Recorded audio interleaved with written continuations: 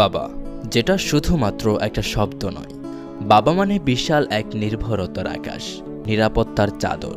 পৃথিবীর আলো দেখার পর থেকেই যেই মানুষটা আমাদের বটবৃক্ষের ছায়ার মতো আগলে রাখে, সে হলো আমাদের বাবা।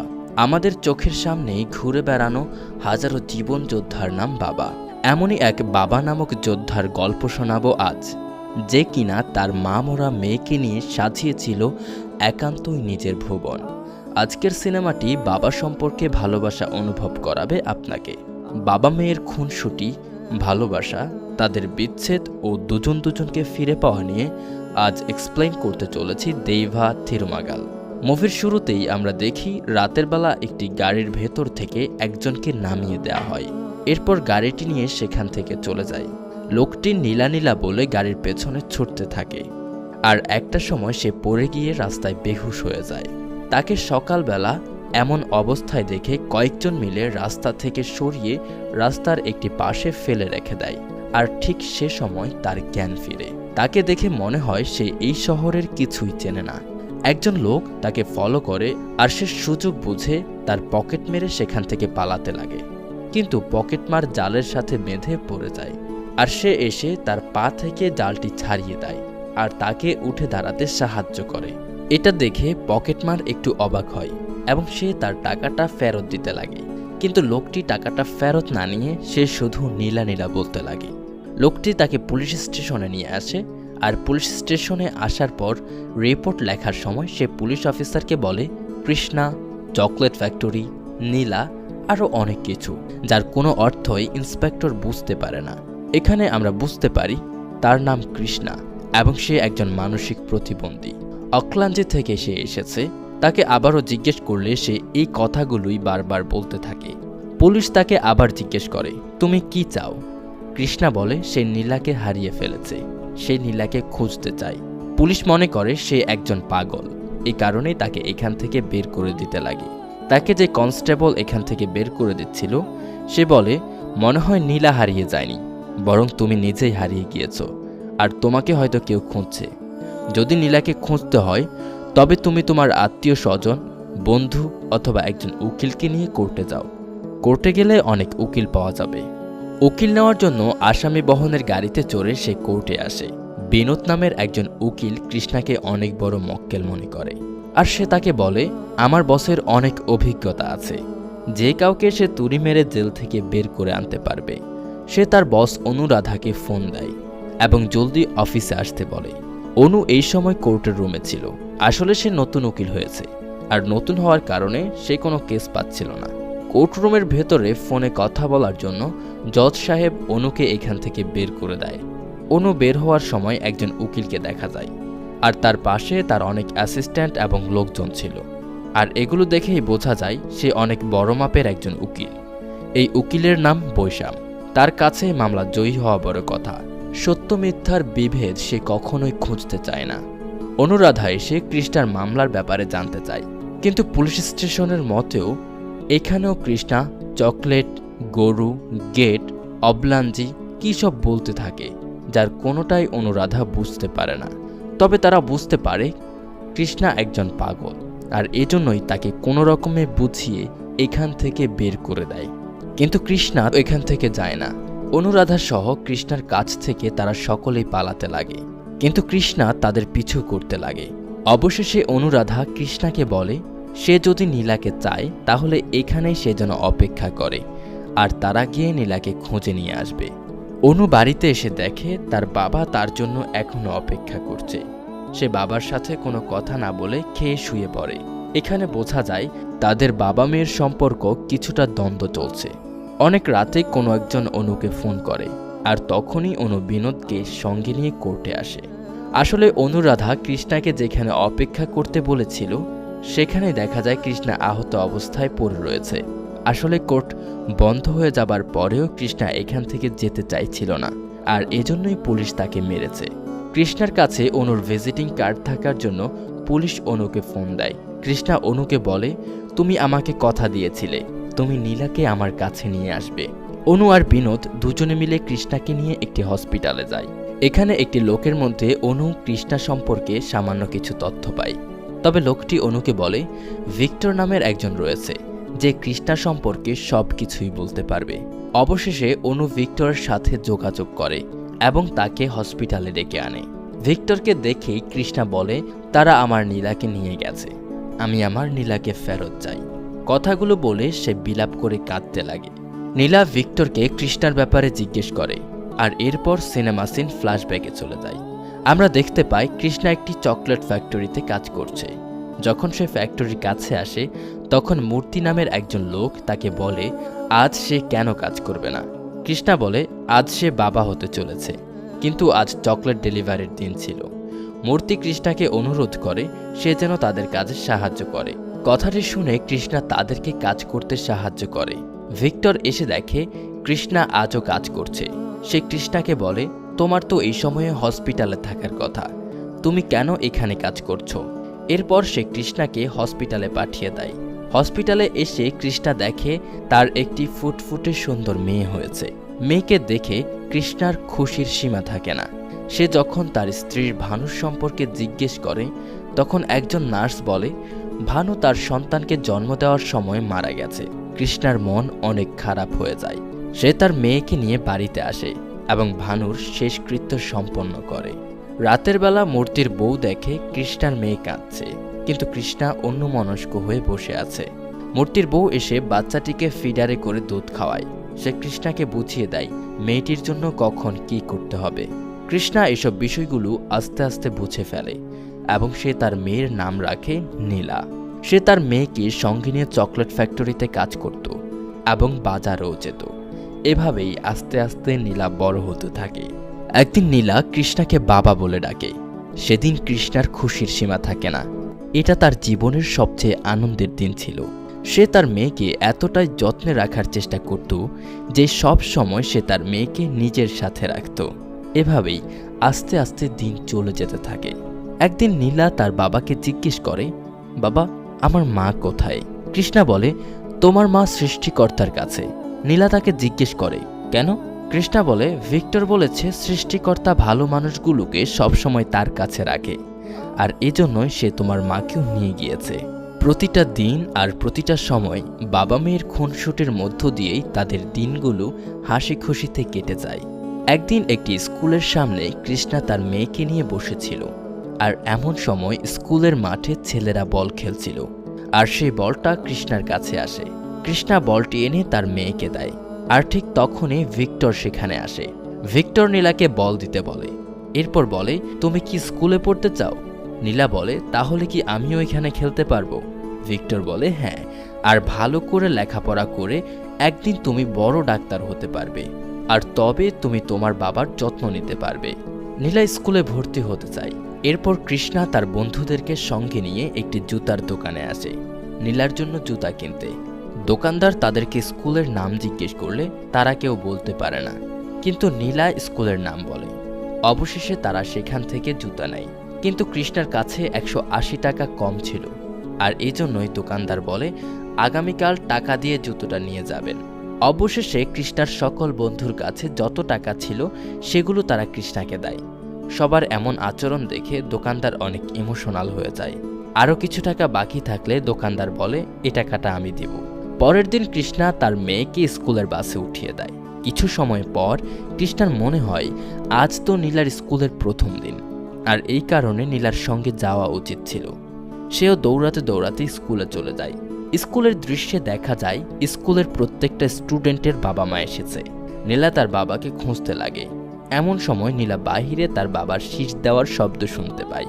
ঠিক তখনই সে জানালা দিয়ে দেখে তার বাবা নিচে দাঁড়িয়ে রয়েছে।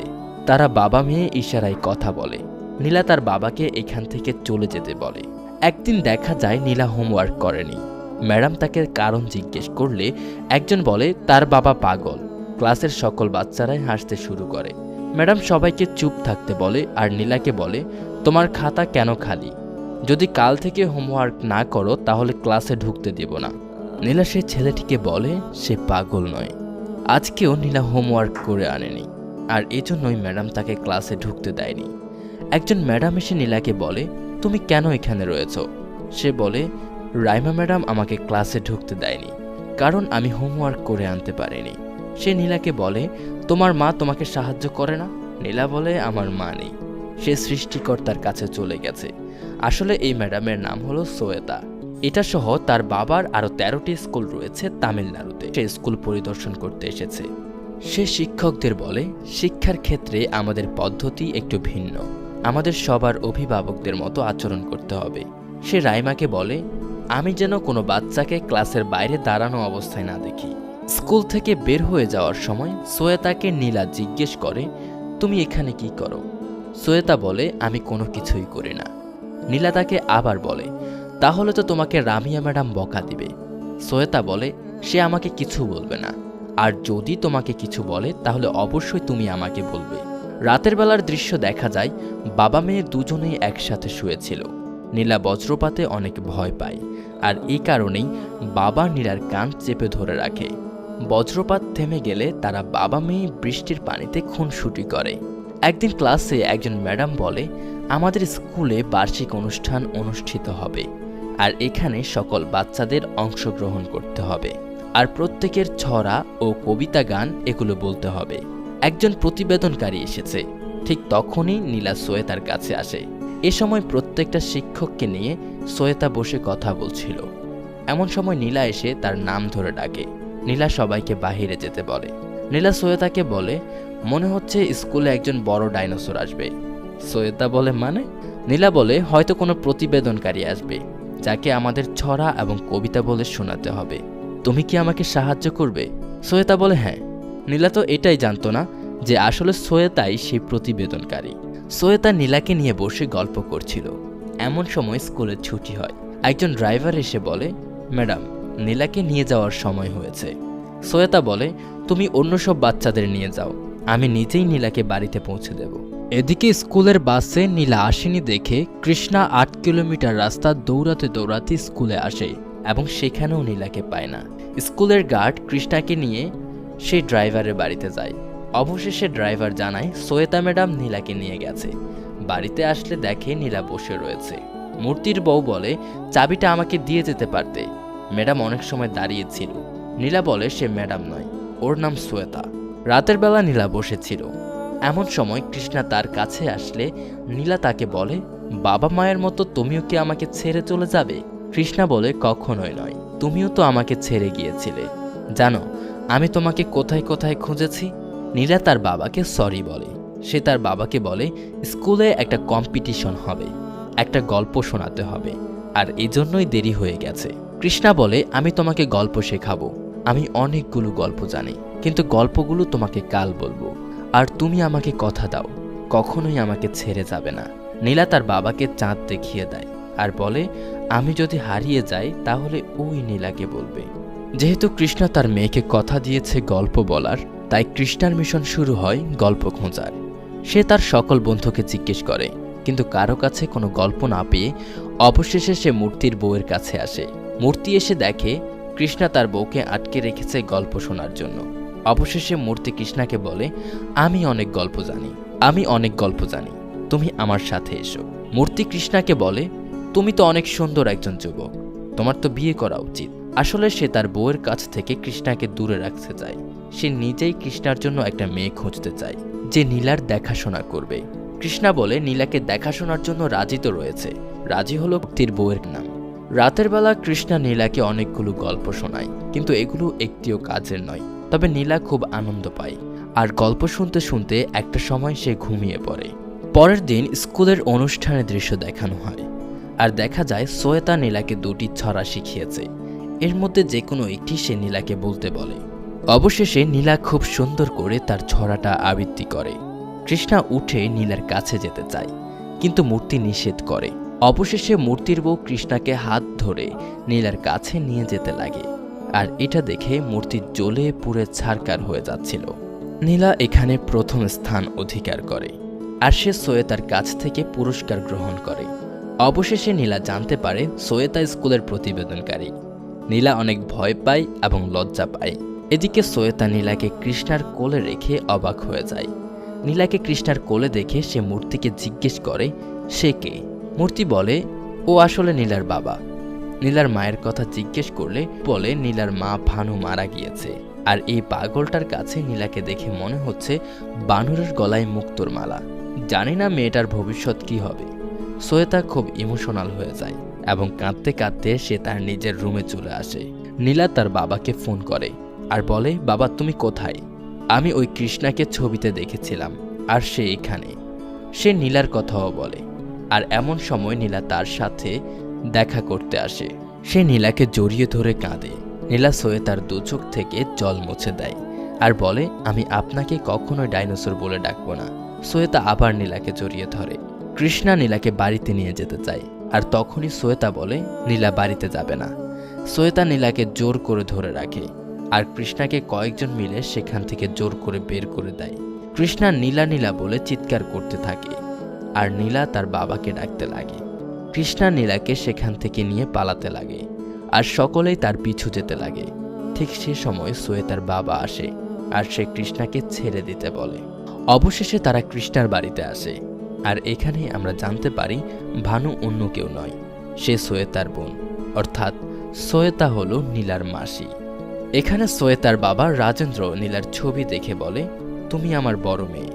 এত বছর ধরে আমি তোমাকে অনেক জায়গায় খুঁজেছি। ভেবেছিলাম তুমি কাউকে ভালোবেসে বিয়ে করে অন্য কোথাও সুখে রয়েছ। সে ভিক্টরকে বলে, আমার মেয়ের স্মৃতি হিসেবে এখন শুধু কৃষ্ণা আর নীলা রয়েছে। তাদেরকে আমার সাথে পাঠিয়ে দিন, আমি দুজনের যত্ন করব। অবশেষে কৃষ্ণা সবাইকে ছেড়ে তার মেয়েকে নিয়ে শ্বশুরের সাথে শহরে যাওয়ার জন্য সবার কাছ থেকে বিদায় নেয়। এখান থেকে যাওয়ার সময় ভিক্টর কৃষ্ণাকে তার বেতনের কিছু টাকা দেয়। ভিক্টর বলে, স্যার আপনি এখান থেকে একটি নয় বরং দুটি বাচ্চাকে নিয়ে যাচ্ছেন। আশা করি দুজনারই অনেক যত্ন নেবেন। কিছু দূর আসার পর রাজেন্দ্র ড্রাইভারকে গাড়ি থামাতে বলে আর কৃষ্ণাকে বলে তারা পৌঁছে গেছে। আর এই জন্যই সে কৃষ্ণাকে গাড়ি থেকে নামতে বলে। রাজেন্দ্র নীলাকে তার কোলে নেয়। কৃষ্ণা গাড়ি থেকে নামলে রাজেন্দ্র নীলাকে নিয়ে সেখান থেকে চলে যায় আর কৃষ্ণা নীলা নীলা বলে গাড়ির পেছনে দৌড়াতে লাগে। আর এই দৃশ্য আমরা সিনেমার শুরুতেই দেখেছিলাম। সিনেমার সিন বর্তমানে ফিরে আসে আর ভিক্টর অনুকে বলে নীলা ছিল একমাত্র কৃষ্ণার মেডিসিন। অনু ভিক্টরকে বলে, কোনো না কোনোভাবে আমি কৃষ্ণার এই অবস্থার জন্য দায়ী। কৃষ্ণা এবং নীলাকে এক করে দেওয়া এখন আমার দায়িত্ব। অনু কৃষ্ণাকে তার বাড়িতে নিয়ে আসে। অনুর বাবা জিজ্ঞেস করলে সে বলে, এটা আমার ক্লায়েন্ট, কেস শেষ না হওয়া পর্যন্ত সে এখানেই থাকবে। অনু তার অ্যাসিস্ট্যান্টের মাধ্যমে জানতে পারে রাজেন্দ্রর শুধুমাত্র তামিলনাড়ুতে 14টি স্কুল রয়েছে আর সে এখন প্রভাবশালী। তার মেয়ে ভানু 5 বছর আগে কৃষ্ণাকে বিয়ে করে বাড়ি ছেড়ে চলে গিয়েছিল আর তার মেয়ে শ্বেতা বিদেশ থেকে লেখাপড়া করে এসে বাবার স্কুলের প্রতিবেদনকারী হিসেবে কাজ করছে। অনু কৃষ্ণাকে সঙ্গে নিয়ে রাজেন্দ্রার বাড়িতে আসে এবং সে নীলার ব্যাপারে জিজ্ঞেস করে, কিন্তু রাজেন্দ্র বলে নীলা নামের এখানে কেউ থাকে না, সে বেশি কথা বলে না এবং তাদেরকে এখান থেকে চলে যেতে বলে। অবশেষে বাড়ির সকল সিকিউরিটি মিলে অনু এবং কৃষ্ণাকে বের করে দেয় আর রাজেন্দ্র বলে, যেহেতু তুমি একজন লয়ার তাই এখানে কোনো ঝামেলা করো না, যা বলার কোর্টে বলবে। অন্যদিকে নীলাকে দেখা যায় সে শ্বেতাকে বলছে বাবা কবে আসবে। শ্বেতা বলে, তোমার বাবা অসুস্থ, সে সুস্থ হলেই চলে আসবে। এদিকে অনু কোর্টে হেভিয়াস কর্পাস আইনের রিট করতে চায়। এখানে হেভিয়াস কর্পাস সম্পর্কে আপনাদের জানানো উচিত। কোনো ব্যক্তিকে সরকার বা অন্য কেউ আটক করলে কী কারণে তাকে আটক করা হয়েছে তা জানার জন্য হাইকোর্ট বন্দী ব্যক্তিকে আদালতে হাজির করার জন্য নির্দেশ প্রদান করেন। তাকে বন্দী প্রদর্শন রিট বলে তথা ব্যক্তি স্বাধীনতাকে নিশ্চিত করার জন্য এই রিট জারি করা হয়। আদালত থেকে রাজেন্দ্রকে তলব করা হয় আর এজন্যই রাজেন্দ্র অনুর সাথে দেখা করতে আসে এবং তাকে এই মামলা তুলে নিতে বলে। সে বলে, তুমি যেটা করছো সেটাতে কোনো ন্যায় নেই। অনু বলে, তাহলে কোনটাতে ন্যায় রয়েছে? আপনি একটা ঘর ভেঙেছেন, একজন বাবার কাছ থেকে তার মেয়েকে আলাদা করেছেন, সেটা কি ন্যায়? আপনি কি স্নেহের যন্ত্রণা সম্পর্কে জানেন? রাজেন্দ্র বলে, আমার মতো স্নেহের যন্ত্রণা কেউই পায়নি। ভানু আমার বড় মেয়ে, সমাজসেবা করা তার প্রধান লক্ষ্য ছিল। সে কখনোই বিয়ে করতে চায়নি, কিন্তু একদিন সে এসে আমাকে বলল সে একজনকে ভালোবাসে। তখন আমি খুব খুশি হয়েছিলাম। আমি তখনই ছেলেটাকে বাড়িতে নিয়ে আসতে বলেছিলাম, কিন্তু সে কৃষ্ণাকে সঙ্গে এনেছিল। আমি কেন? পৃথিবীর কোনো বাবাই এটি মানত না। কিন্তু আজ আমার মেয়ে নেই, তুমি কি চাও আমি ভানুর মতো নীলাকেও হারিয়ে ফেলি? নীলা বলে, আপনি তার কথা বলছেন যে মারা গেছে, আর আমি তাদের কথা বলছি এখনো যারা জীবিত রয়েছে। রাজেন্দ্র বলে, মনে করো না আমি ভয় পেয়ে এসেছি। কোর্ট বা সুপ্রিম কোর্ট বলো, আমার কিছুই করতে পারবে না। কথাটা বলে সে এখান থেকে চলে যায়। এদিকে নীলার দুই অ্যাসিস্ট্যান্ট বলে, এই মামলায় জয়ী হওয়া অতটাও সহজ হবে না, কারণ আইনও কোনো ভারসাম্যহীন মা বাবাকে তার সন্তানকে লালন পালনের দায়িত্ব দেবে না। অনু বলে, আমি সফল হব কিনা জানি না, তবে আমি কৃষ্ণাকে কথা দিয়েছি, তাই চেষ্টা করব। পরের দিন কোর্টের দৃশ্য দেখা যায়। রাজেন্দ্র বৈশামকে তার উকিল হিসেবে নিয়ে আসে। তাকে দেখে বিনোদ বলে, আরে এত সুস্থ মানুষকেও পাগল বানিয়ে দেয়। আদালতের হিয়ারিং শুরু হয়। অনু আদালতকে বলে, হেভিয়াস কর্পাস থাকা সত্ত্বেও নীলাকে কোর্টে আনা হয়নি, এটা আমাদের বিচারের জন্য একটি লাঞ্ছনা। বৈশাম বলে, জজ সাহেব, মাত্র 2টা কেস সামলানো এক মেয়ে আমার 20 বছরের অভিজ্ঞতার উপর প্রশ্ন তুলছে। আদালতে বাচ্চাটিকে এই জন্যই আনা হয়নি, কারণ রাজেন্দ্র বর্তমানে নীলার অভিভাবক। অনুরাধা বলে, যখন নীলার জৈবিক পিতা এখনও জীবিত রয়েছে, তখন অন্য কারো অভিভাবক হওয়ার প্রয়োজন পড়ে না। বৈশাম বলে, সেটা ঠিক আছে, তবে সে একজন প্রতিবন্ধী। অনুরাধা বলে, এটা আপনাকে কে বলেছে? সে জজ সাহেবকে বলে, মহামান্য আদালত, কোর্ট এবং আমার মক্কেলকে তিনি অবমাননা করছেন। আমার মক্কেল আমাদের মতোই একজন সাধারণ মানুষ, সে একটি চকলেট ফ্যাক্টরিতেও কাজ করে। পরের সিনে দেখা যায় নীলা তার 2 অ্যাসিস্ট্যান্টের সাথে একটি পরামর্শ করে। অনুর সহকারী প্রিয়াকে বৈশামের সহকারী নন্দ অনেকটাই পছন্দ করে। প্রিয়া নন্দকে বলে, অনু আমাকে তার কাছে রাখতে চায় না, গত মাসের বেতনও সে আমাকে দেয়নি। যদি সে নীলার কেস জিতে তবে সে আমাকে বেতন দেবে। নন্দ বলে, তুমি টেনশন করো না, এই মামলা জেতানোর দায়িত্ব আমার। নন্দকুমার তাদের দলে যোগ দেয়, মানে সে বৈশামের ওখানে কাজ করবে, কিন্তু সকল তথ্য সে অনুকে দেবে। এরপর তারা পরামর্শ করে, যদি কোনো ডক্টর কৃষ্ণার আইকিউ টেস্ট করে ভালো রিপোর্ট প্রদান করে, তাহলে তাদের জন্য মামলা জিততে অনেক সুবিধা হবে। আর এই জন্যই তারা একজন ডক্টরকে 2 বোতল মদ দেয়, যেন কৃষ্ণার আইকিউ টেস্টে ভালো রিপোর্ট দেয়। কিন্তু পরের দিন দেখা যায় যে ডাক্তারকে তারা 2 বোতল মদ দিয়েছিল, সে আসলে মাতাল অবস্থায় ছাদে পড়ে রয়েছে। আর এই জন্যই সেখানে অন্য একজন ডক্টর বশির এসেছে। নন্দ বলে, ডক্টর বশির খুব স্ট্রেট ফরওয়ার্ড, সে কোনো রকম ঘুষ গ্রহণ করে না, আর এই জন্যই সমস্যা। অবশেষে অনুরাধা নন্দকে একটি বুদ্ধি দেয়, আর সে ডক্টর বশিরের কাছে যায় এবং সে বলে, আমি বৈশাম স্যারের অ্যাসিস্ট্যান্ট, স্যার আমাকে পাঠিয়েছে। কথাটি বলে সে তার পকেটে হাত দিতে লাগে। ডক্টর বশির বলে, আপনি পকেট থেকে কি বের করছেন? নন্দ বলে, বৈশাম স্যার আপনাকে এটা দিতে বলেছে। আসলে এখানে একজন কৃষ্ণা নামের রোগীর আইকিউ টেস্ট করানো হবে। আপনি তার আইকিউ লেভেল 50-এর নিচে স্কোর দিবেন এবং তাকে মানসিক প্রতিবন্ধী রূপে সার্টিফিকেট দিবেন। ডক্টর বশির অনেক রেগে যায় আর বলে, আপনারা কি মনে করেন আমি টাকার কাছে বিক্রি হব? সে অনেক রেগে যায় এবং নন্দকে সেখান থেকে বের করে দেয়। বাহিরে এসে নন্দ পকেট থেকে রুমাল বের করে মুখ চোখের ঘাম মুছতে থাকে। আসলে তার কাছে কোনো টাকা ছিল না। পরের দিন অনুরাধা আদালতে আইকিউ টেস্টের রিপোর্ট পেশ করে। আসলে ডক্টর বশির রেগে কৃষ্ণার আইকিউ রিপোর্টে ভালো দিয়েছিল। এটা দেখে বৈশাম বলে, এই রিপোর্টটা ভুয়া। তখন অনুরাধা বলে, একজন 20 বছরের অভিজ্ঞতা সম্পন্ন উকিল কিভাবে সরকারি রিপোর্টকে ভুয়া বলতে পারে? এক কথায় সে বৈশামকে ধরাশয়ী করে ফেলে। সে আরও বলে, মহামান্য আদালত, আমার মক্কেল একজন ভালো বাবা, যে নীলাকে গত 5 বছর প্রেমময় যত্ন ও স্নেহ দিয়ে বড় করে তুলেছেন। এই বিষয়টা আমার মক্কেলের মস্তিষ্কে আঘাত করেছে। এই আইকিউ রিপোর্ট কৃষ্ণা এবং নীলার এক হওয়ার জন্য যথেষ্ট হিসেবে ধরা হোক। জজ সাহেব বলে, কেসটা যেহেতু আদালতে হয়েছে, তাই শুক্রবারে 1 ঘন্টা নীলা এবং কৃষ্ণাকে দেখা করতে দেওয়া হোক।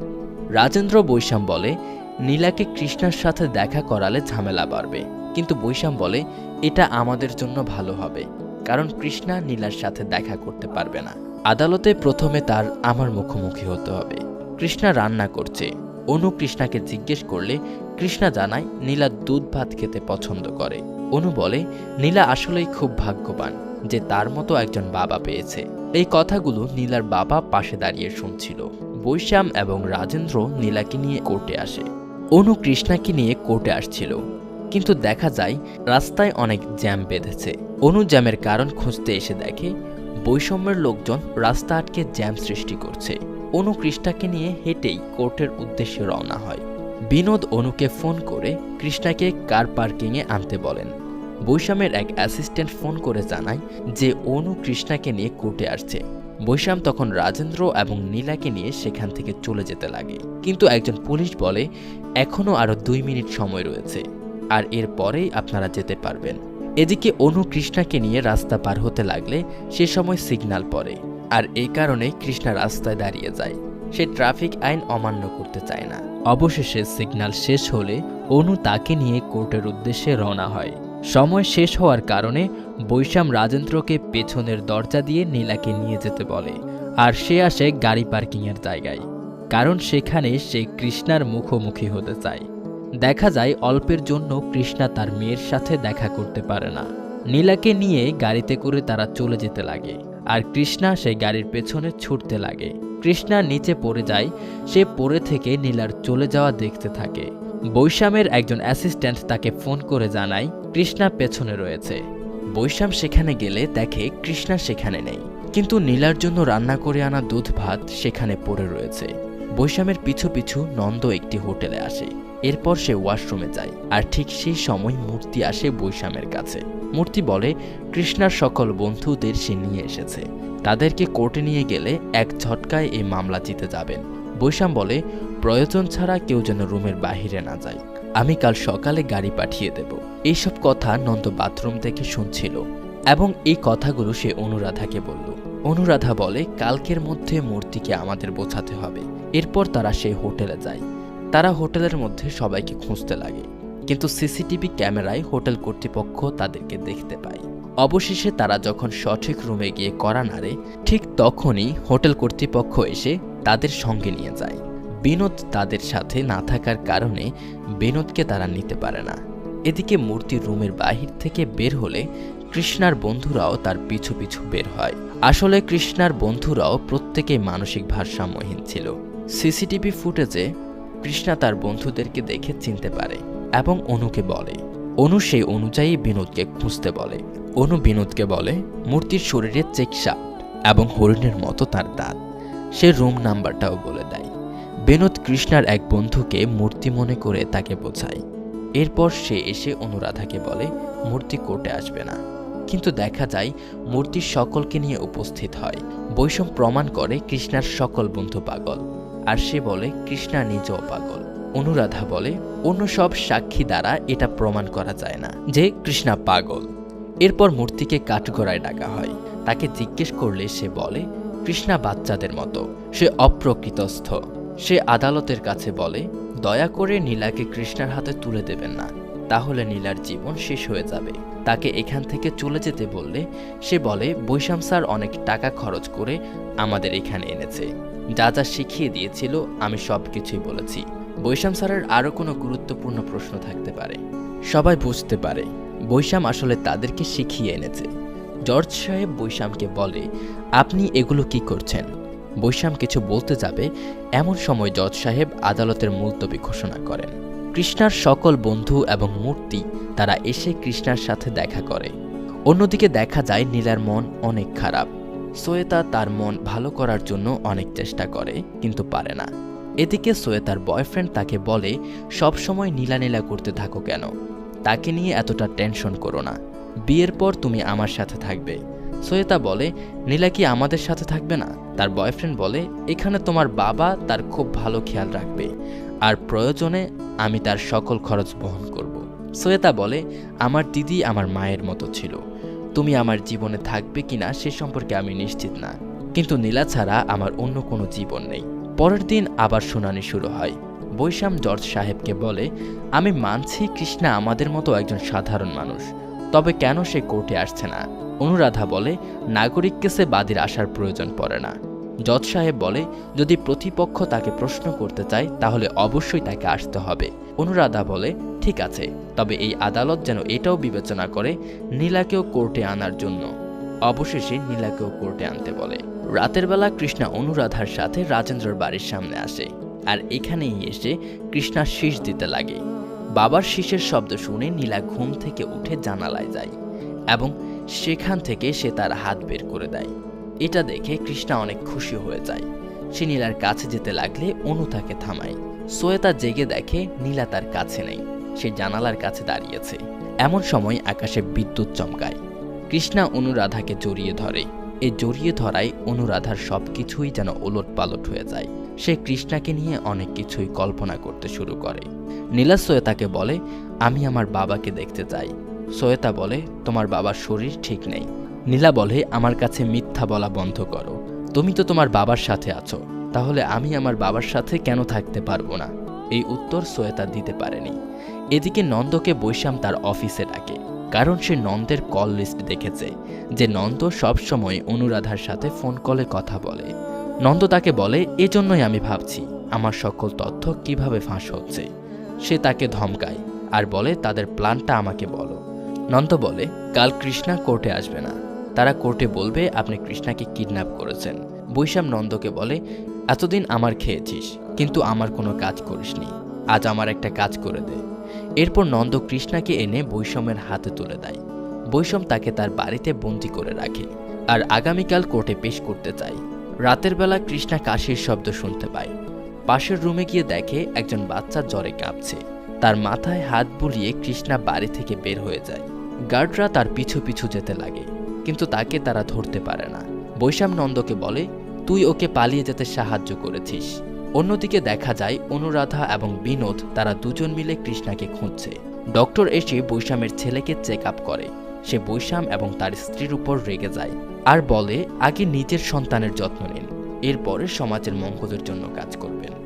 এমন সময় দেখা যায় কৃষ্ণা হাতে ওষুধ নিয়ে ফিরে এসেছে এবং সে ডাক্তারের হাতে ওই ওষুধগুলো দেয়। আসলে ডাক্তার যেগুলো ওষুধে লিখেছিল ঠিক সেই ওষুধগুলোই কৃষ্ণা নিয়ে এসেছিল। ডক্টর মনে করে এটা বৈষম্যের বাড়ির একজন ডাক্তার। সে বৈশামকে বলে, আপনার বাড়িতে ডাক্তার রয়েছে? বৈশাম একেবারে হতভম্ব হয়ে যায় কৃষ্ণার এই আচরণ দেখে। এরপর কৃষ্ণা আবারও নিজের রুমে চলে যায়। অনুরাধার বাবা তার কাছে আসে আর বলে, ভালো মানুষদের সবসময় এমনই হয়, কিন্তু জয়টা শেষ পর্যন্ত তাদেরই হয়। সে অনুর মাথায় হাত বুলিয়ে সেখান থেকে চলে যেতে লাগলে অনু তাকে জড়িয়ে ধরে কাঁদতে লাগে। বৈশাম কৃষ্ণাকে নিয়ে আদালতে উপস্থিত হয় আর এটা দেখে অনু অনেক অবাক হয়ে যায়। বৈশাম আদালতে কৃষ্ণাকে কিছু প্রশ্ন করার অনুমতি চায় এবং আদালতে একটি রিপোর্ট পেশ করে, যেখানে দেখা যায় 3 বছর বয়স থেকেই কৃষ্ণাকে মানসিক হসপিটালে রাখা হয়েছিল। বৈশাম তাকে প্রশ্ন করে, নীলাকে? সে বলে, আমার মেয়ে। নীলার বয়স জিজ্ঞেস করলে সে বলে তার বয়স 5 বছর। যখন বৈশাম তাকে আবার জিজ্ঞেস করে তার মেয়ে কোন স্কুলে যায়, তখন সে এটা বলতে পারে না। বৈশাম বলে, তুমি তো স্কুলের নামটাই ঠিকমতো বলতে পারো না, তাহলে কিভাবে মেয়ের যত্ন নেবে? নীলা আরো বড় হবে, এরপর তার বয়স সন্ধির সময় আসবে, তুমি কিভাবে তার যত্ন নেবে? সে মানসিকভাবে তোমার থেকেও 10 বছরের বড় হয়ে যাবে, তখন তুমি কি করবে? বৈশাম কৃষ্ণাকে প্রশ্নে প্রশ্নে বিধ্বস্ত করে দিতে লাগে।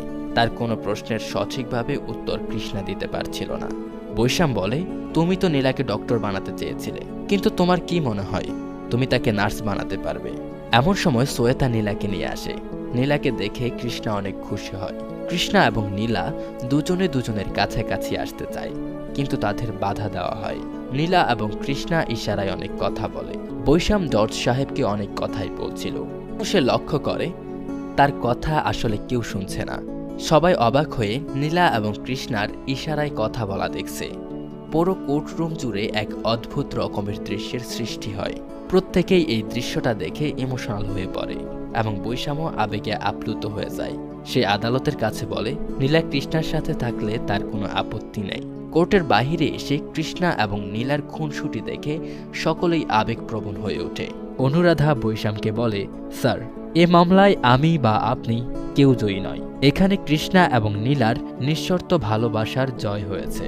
বৈশাম বলে, জীবনের প্রথমবার হেরেও অনেক খুশি লাগছে। অনুরাধা কৃষ্ণা এবং নীলাকে তার বাড়িতে নিয়ে যায় আর এখানেই বাবা মেয়ের খুনসুটি দেখে অনু অনেক খুশি হয়। এরপর সে নিজের রুমে গিয়ে শুয়ে পড়ে। হঠাৎ করেই অনু বুঝতে পারে পাশের রুম থেকে বাবা মেয়ের হাসির কোনো শব্দ আসছে না।